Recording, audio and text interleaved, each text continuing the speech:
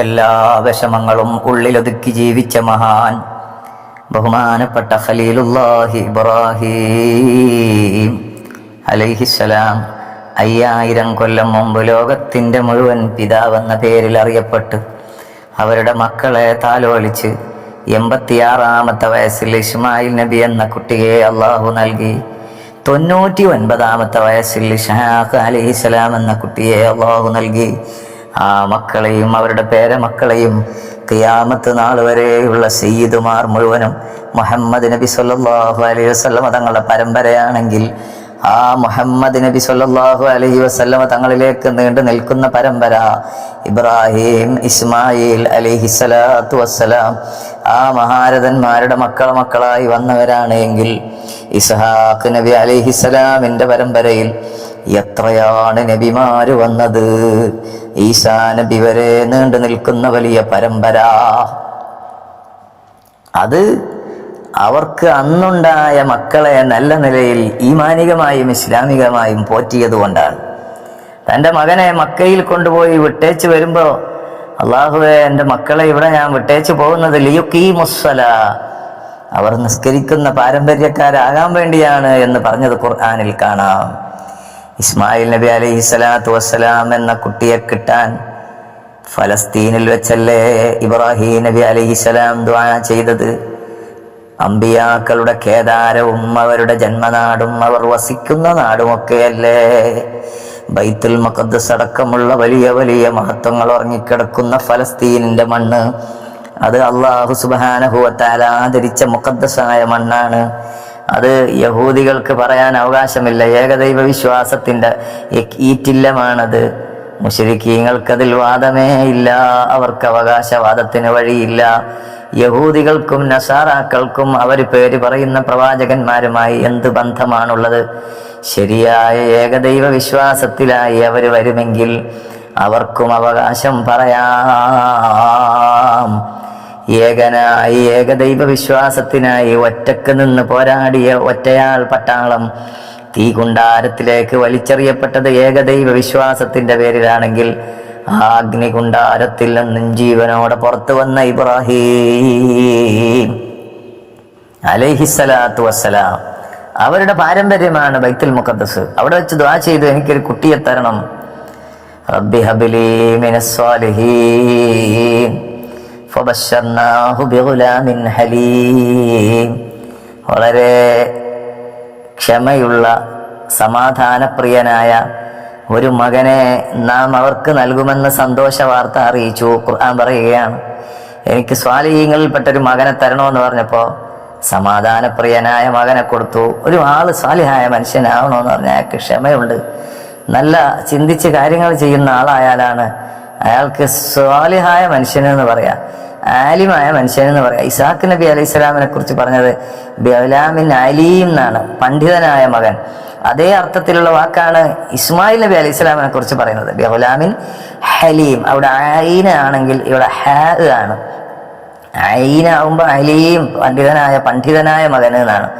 ഹലീം എന്നാവുമ്പോൾ സമാധാനപ്രിയനായ, സാന്ത്വനപ്രിയനായ, നല്ല സമാധാനപ്രിയനായ, ക്ഷമയുള്ള, ആലോചനയും പക്വതയുമുള്ള എന്നർത്ഥം. അപ്പൊ രണ്ടും തന്നെയാണ്.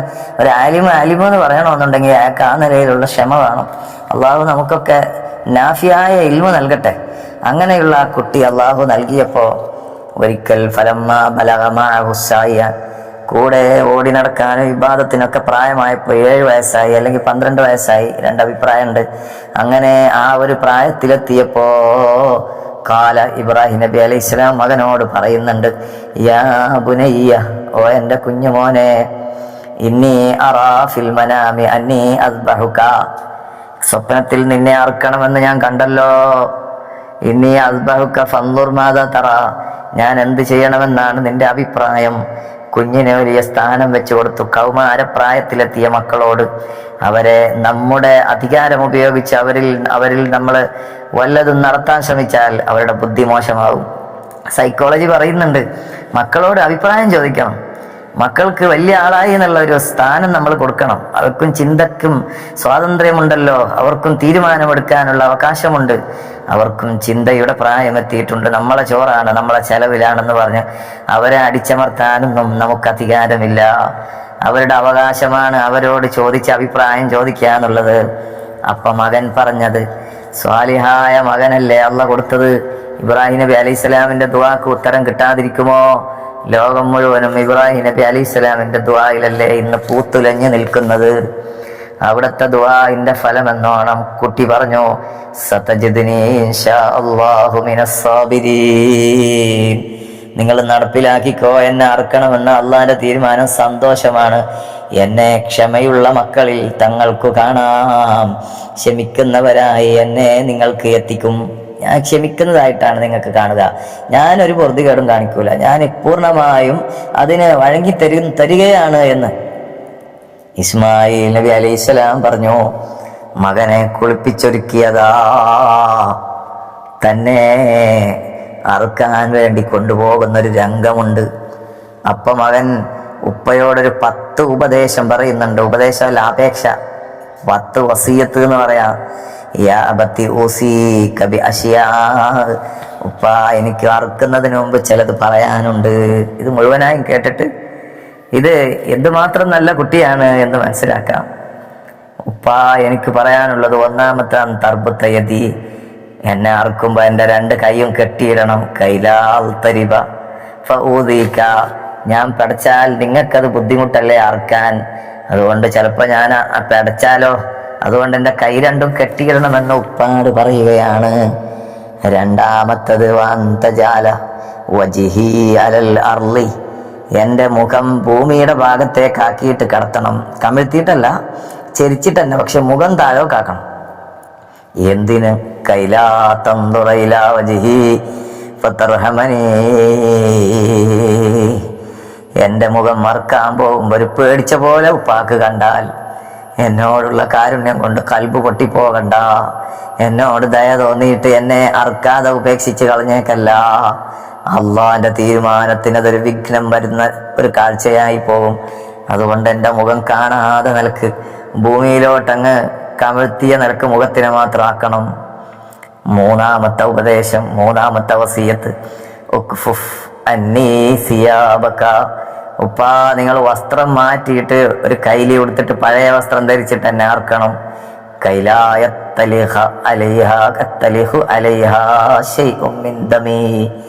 എന്റെ ചോര എങ്ങാനും തീർച്ചിട്ട് അതിലായാല് എന്റെ കൂലി കുറയുമല്ലോ. ഞാൻ പടച്ചിട്ട് ഉപ്പാന്റെ കുപ്പായം പടക്കാക്കി എന്നുള്ള ഒരു ചോദ്യം അള്ളാന്റെ ഭാഗത്തുനിന്ന് വന്നാലോ, എന്നെ അറുക്കുമ്പോ പൂർണ്ണമായ കൂലി എനിക്ക് കിട്ടണം. ഒരാളെയും ബുദ്ധിമുട്ടാക്കാതെ എനിക്ക് മരിക്കണം. നാലാമത്തെ ഉപദേശം, അങ്ങനെ ആയാൽ ഉമ്മീ ഫതഹ്സൻ. ഉപ്പാന്റെ കുപ്പായത്തിൽ ചോരയായാൽ വീട്ടിൽ പോയാൽ ഉമ്മ കാണും. അപ്പൊ ഉമ്മാക്ക് ബേജാറാവും. അതിനും വഴിയായിക്കൂടാ. അഞ്ചാമത്തെ ഉപദേശം, വസ്തുത് ശുഫ്രത്തക്ക. കത്തി നല്ലോണം മുറുകെ പിടിച്ചോളണം ഉപ്പ.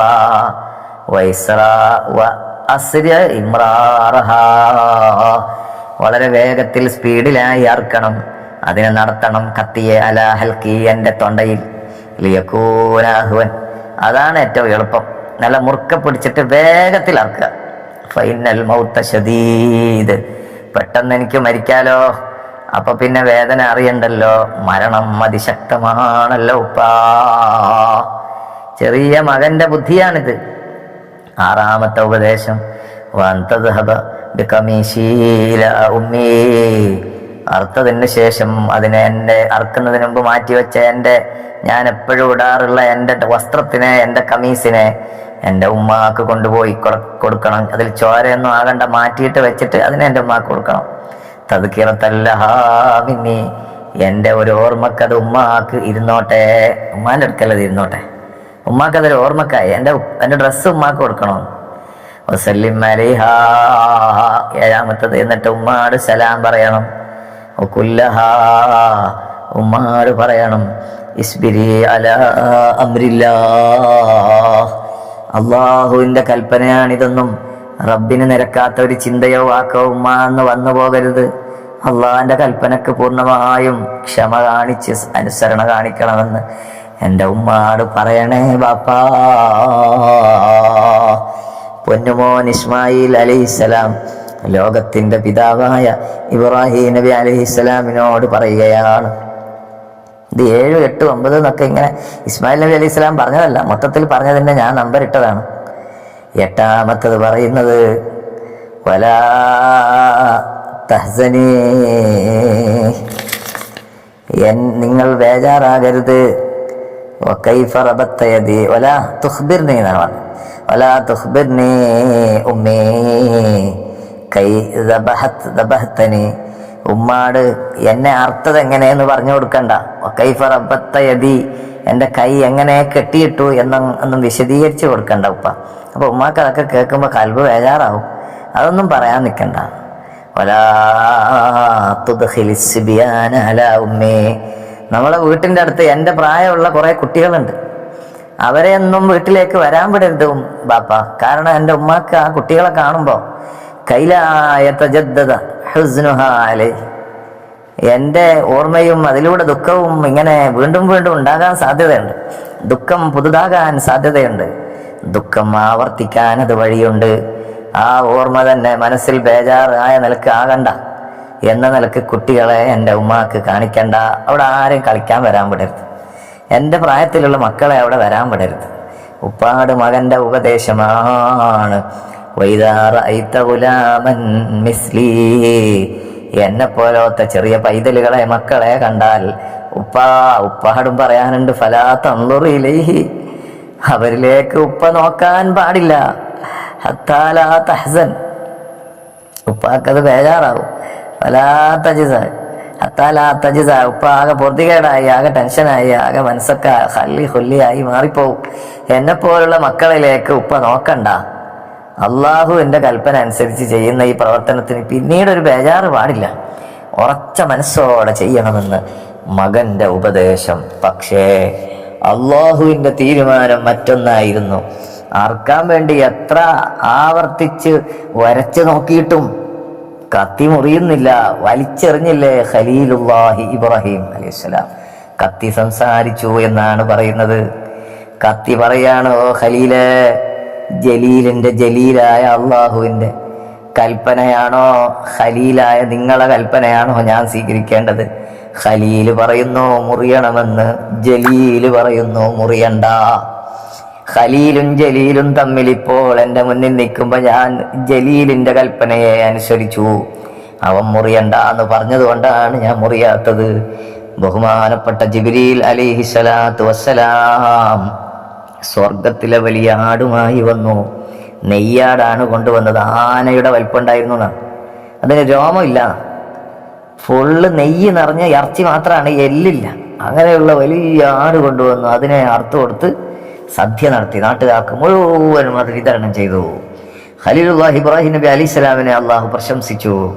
അയ്യാ ഇബ്രാഹിം ഖദ് സദ്ദഖത റുയ, സത്യത്തെ നിങ്ങൾ നടത്തിയിരിക്കുന്നു. അത് അർത്ഥ കൂലി നിങ്ങൾക്ക് അള്ളാഹ് തന്നു കഴിഞ്ഞിട്ടുണ്ട്. ഈ കൊണ്ടുവന്ന കൊടുത്ത ആട് പണ്ട് ഹാബീലും കാബീലും, ആദം നബി അലൈഹി സ്വലാമിന്റെ 2 മക്കള് കല്യാണം കഴിക്കേണ്ടത് ആരെ? സ്വന്തം കൂടെ പ്രസവിച്ച പെങ്ങളെയാണോ, അല്ല സഹോദരന്റെ കൂടെ ഇരട്ടയായി പ്രസവിച്ച സഹോദരിയാണോ? ആ കാര്യത്തിൽ തർക്കമുണ്ടാവുകയും എനിക്ക് എൻ്റെ കൂടെ പ്രസവിച്ച പെണ്ണിനെ തന്നെ വേണം, അവളാ സുന്ദരി എന്ന് പറഞ്ഞ് കാബീല് കൊല്ലുന്നയാള്, കൊന്ന ആളയാളാണ് അനിയൻ. ഹാബീൽ എന്ന് പറയുന്ന പാവപ്പെട്ട സഹോദരനെ കൊല്ലുകയല്ലേ ചെയ്തത്. കാബീല് പറഞ്ഞു, എൻ്റെ കൂടെ ജനിച്ച എൻ്റെ പെങ്ങള് സുന്ദരിയാണ്, ഇരട്ടയായിട്ടാണ് പ്രസവിച്ചത്. 40 മക്കൾ ഉണ്ടായിട്ടുണ്ട്. ഇപ്പോൾ 20 പ്രസവത്തിൽ 40 മക്കളുണ്ടായി. എല്ലാം ഇരട്ടയാണ്, ഒരാണും ഒരു പെണ്ണും. അപ്പോൾ കല്യാണം കഴിക്കുന്ന ലോകത്ത് വേറെ ജന്മങ്ങൾ മനുഷ്യരുടേതായിട്ടില്ലല്ലോ. അപ്പോൾ ഇവർ തമ്മിൽ കല്യാണം കഴിയണം. പക്ഷെ ഒരു നിയമം അല്ലാഹു പാസാക്കി. അത് ബഹുമാനപ്പെട്ട ആദം നബി അലൈഹി സ്വലാം പറഞ്ഞു, പരസ്പരം കല്യാണം കഴിക്കണമെന്നുണ്ടെങ്കിൽ സ്വന്തം കൂടെ പ്രസവിച്ച ആ പെണ്ണിനെ കഴിച്ചുകൂടാ, കൂടെ തൻ്റെ സഹോദരന്റെ കൂടെ പ്രസവിച്ച ഏതെങ്കിലും പെൺകുട്ടിയെ നിങ്ങൾക്ക് പരസ്പരം കല്യാണം കഴിക്കാം. കാബീല് കുറച്ച് കടുംപിടുത്തക്കാരനായിരുന്നു. എൻ്റെ കൂടെ പ്രസവിച്ച എൻ്റെ സ്വന്തം സഹോദരിയെ തന്നെ കെട്ടിയാലെന്താ അങ്ങനെ ഒരു നിയമം? ഉപ്പ ഹജ്ജിന് പോയ തക്കത്തിൽ അവർ പ്രശ്നം ഉണ്ടാക്കി. ഇത് അള്ളാഹുവിന്റെ നിയമമാണെന്ന് പറഞ്ഞു. നോക്കാം, ഉപ്പ ഇല്ലല്ലോ, നമുക്ക് അള്ളാഹു എന്താ പറയുന്നത് നോക്കാം. എന്താ ചെയ്യാ? രണ്ടാളും വലിയ ആട് കൊണ്ടുവന്നു. ഇതിനെ ഇവിടെ വെക്കുക. അള്ളാഹ് പറയാ, റബ്ബേ ഇത് നിനക്ക് ദാനമാണ്, ഞങ്ങളിൽ നിന്ന് ആരുടെ മസലയാണ് ശരി, ആര് പറഞ്ഞതാണ് യഥാർത്ഥ വിധി, അത് ആരുടേതാണ് ശരിയെങ്കിൽ ആ ശരിയായ ആട് നീ സ്വീകരിക്കണം. ആകാശത്ത് നിന്ന് തീ വന്ന് കരിച്ചാൽ അത് സ്വീകരിച്ചു എന്നായി. പെട്ടെന്ന് തീ വന്ന് കരിച്ച് സ്വീകരിച്ചത് ആരുടേതാണ്? ഹാബീലിന്റെ ആടാണ്. ദേഷ്യം പിടിച്ചില്ലേ, എന്റെതെന്താ സ്വീകരിക്കാത്തത്? അള്ളാഹ് ചോദിക്കണം. ഹാബീൽ പറഞ്ഞു അള്ളാഹ് ചോദിക്കണം. അള്ളാഹ് പറഞ്ഞത് ഇതാണ്, ഇപ്പൊ നീ എന്നല്ലേ ഇത് പാസ്സാക്കിയത്, ഇങ്ങനെ ഒരു നേർച്ച, ഇതിലും നീ തോറ്റല്ലോ. ദേഷ്യം പിടിച്ചിട്ട് കത്തി കൊണ്ടുവന്ന് കൊന്നു കളഞ്ഞില്ലേ സ്വന്തം സഹോദരനെ. കല്യാണ വിഷയത്തിലല്ലേ, സ്ത്രീയുടെ വിഷയത്തിലല്ലേ, പ്രേമത്തിന്റെ വിഷയത്തിലല്ലേ ആദ്യമായി ലോകത്ത് കൊല നടന്നത്? ഒരു പെണ്ണിന് വേണ്ടിയിട്ടാണ് ആദ്യം കൊല നടന്നത്. പറഞ്ഞു വന്നത്, അന്ന് ഹാബീല് അലിഹിസലാം, അത് നബി അലിസ്ലാമിന്റെ നല്ല മോൻ, അവര് അള്ളാഹുവിന് ബലി കൊടുത്ത ആ ആടാണ് സ്വർഗത്തിൽ നിന്ന് ഇബ്രാഹിം നബി അലിസ്ലാം കൊണ്ടുവന്ന് കൊടുത്തത് എന്നും അഭിപ്രായമുണ്ട്.